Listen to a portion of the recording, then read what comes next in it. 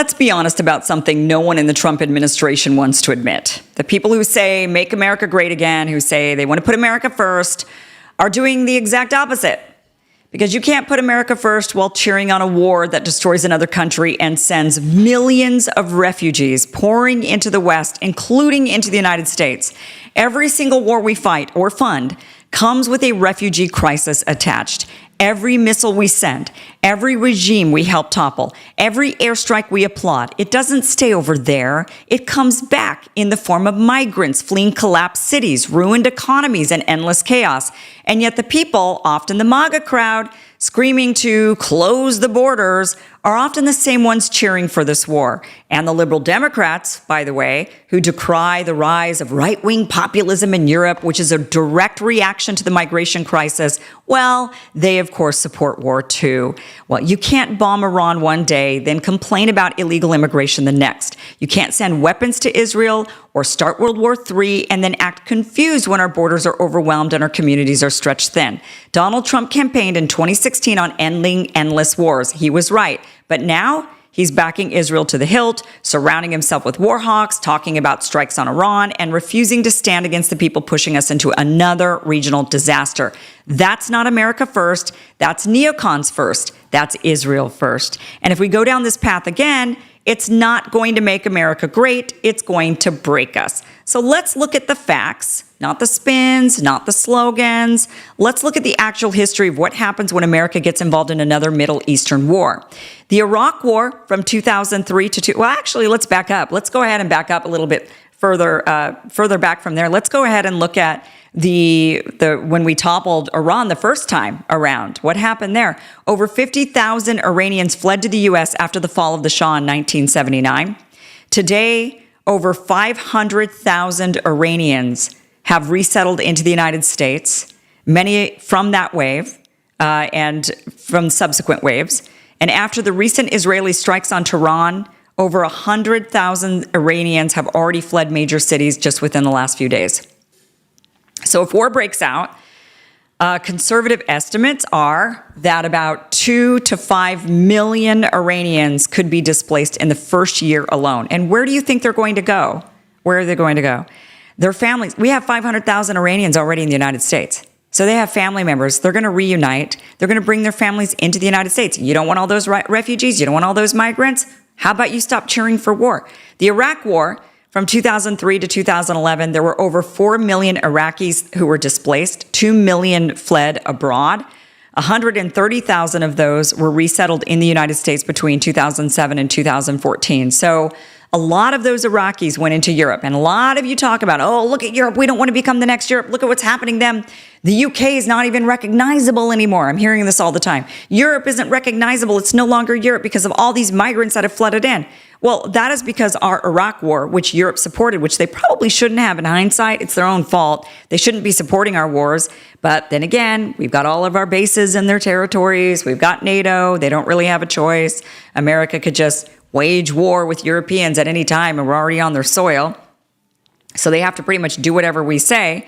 The Afghanistan war from 2001 to 2021, the 20-year war, 6.4 million Afghanis were displaced or fled the country, and 86,000 Afghan refugees were brought to the U.S. post-withdrawal. That was just post-withdrawal. That's not even talking about how many came to the United States of that 6.4 million who were displaced. A lot of them went into Europe. Europe is always bearing the brunt of it the most, but a lot of them came to the United States. Top countries receiving the Afghan refugees were also Iran. So where do you think those Afghan refugees are going to go? They're going to come to the United States, Pakistan, Germany, the United States. These are the main countries that absorbed those Afghanistan war refugees. Syrian war, the Syrian civil war, 13.5 million Syrians were displaced in total. 6.8 million fled abroad. Nearly 1/3 of the entire country left. That is likely what would happen to Iran, quite honestly. 1.3 million migrants entered Europe alone in 2015. 1 year, 1.3 million. How does any area of the world absorb that? Turkey has had to absorb loads of refugees. I'm surprised Turkey is still an ally to the United States, part of NATO, when they're absorbing the most refugees out of all of our Middle Eastern attacks. But Europe is getting the next brunt of it. And then, of course, they all come filing into the United States. And Europe could start demanding it, saying you have to take these refugees because you're the one who starts all these wars. It's your fault. You have to do it. What would be really, I think, poetic would be if Israel was required to take all of the refugees because they're the ones who started the war.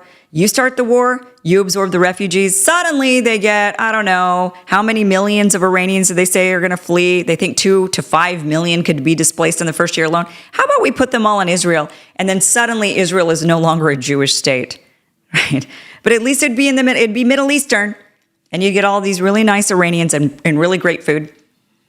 But it would be the end of your Jewish nation dreams, which is why they're not going to absorb these refugees. They're pushing them to Europe. They're pushing them to Turkey. They're pushing them to the United States. Some great ally they are, right? Libya, from 2011 to the present, post-NATO bombing and Gaddafi's fall, hundreds of thousands were displaced. Libya became a launch pad for refugees crossing the Mediterranean into places, into Europe, into Greece, into Italy, into Spain. 150,000 migrants crossed into Europe from Libya in 2015 alone. So 2015 was a major wave of migrants coming in from Syria, coming in from Libya. And who did all of that?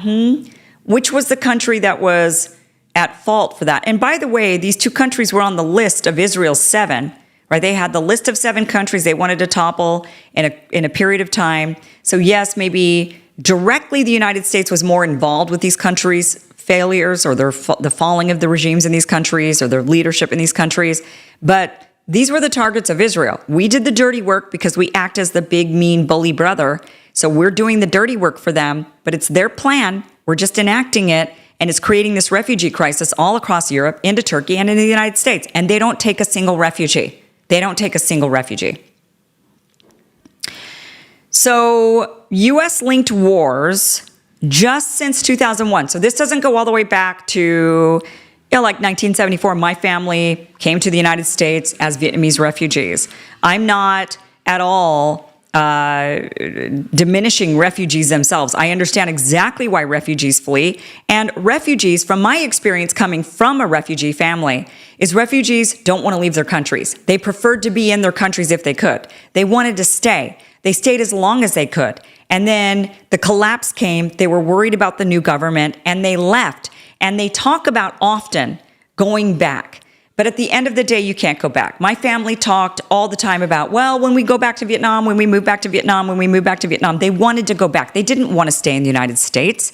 Refugees aren't looking for the American dream or the better. They were happy where they were until the war came to their homes. And then they had no choice but to leave. And they dream about going back home. But reality is, it takes a very long time for a country to rebuild, 20, 30, 40, 50 years before it can rebuild and get back on track. And by then, the refugees have settled into their new homes. They've had children. Their children, like myself, I've never been to Vietnam. Why would I go back? America's my home. I'm fully American. Their children are born in their new nations, want to be in their new nations, don't want to go back to their family's old nations, just like I don't want to go back and live in Denmark. Although maybe, well, let me think about that. But nonetheless, the people that the refugees think, they dream about going back, but they can't because they built roots. They put down roots in their new places, and it's just practically impossible for them to do so. But if the point is, the refugees, if they had a choice, they would have stayed in their home countries. These are not people that fled because they think, oh, America's this great shiny gold ball on the hill that they're chasing. They want to stay in their home countries. And we could keep them in their home countries if we stopped attacking their home countries, if we stopped bombing their home countries, and then acting surprised when we blow them up with bombs, why they went running to our doorstep. Of course they did. Would you not run if your house blew up? Of course you would. That's human nature. So if we attack Iran, or even back Israel to do it with U.S. intelligence and hardware, we will trigger a humanitarian catastrophe. And when it hits, it won't just land in Tehran. It'll land in Berlin, Paris, Los Angeles, New York, Texas. You'll see it all over the country. You're going to see another migrant crisis, another border surge, another wave of populism and backlash and chaos, all of it preventable. And if you're MAGA, if you say America first, then you need to act like it. That means no more foreign wars, no more playing global cop, no more putting Israel on the military-industrial complex above our own people. Trump says he's about America first, but if he supports this war, then he's not. And if you're clapping for war while demanding closed borders, then you're not protecting America. You're guaranteeing that millions more people will be forced to flee and that you'll pay the price for it later. So I'll say it again. If you don't want refugees, stop cheering for wars. That's how you put America first. Hey guys, thank you for watching this clip from the full Kim Iversen Show, which you could check out Monday through Friday, 5 p.m. Eastern at KimIversonShow.com. See you there.